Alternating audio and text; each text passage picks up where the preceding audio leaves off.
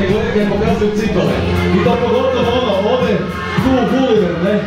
Kupi si nove cipke, kožeš. Kupila sam si nove cipke, ču samo 3.500 kuna, ne? I veli, gle kako mi je cipka, gle kako mi je druga cipka, ne?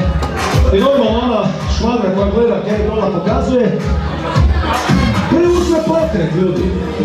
Pokret preuzimanja cipala. I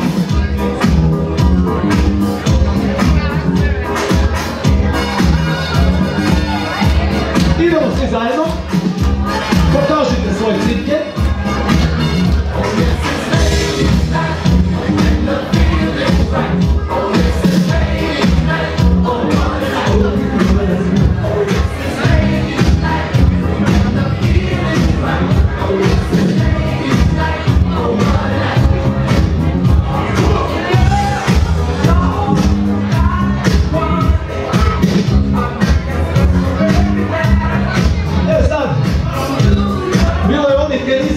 Za nove cipke, ne?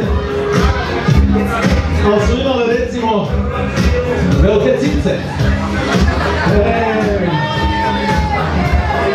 Te cure su smislile novi pokret koji su preuzele mnogi i Temptationsi i prateći vokali Earth, Wind & Fire i Divasice. Divasice nisu gore. One su pokazivale svoje alupe. Idemo!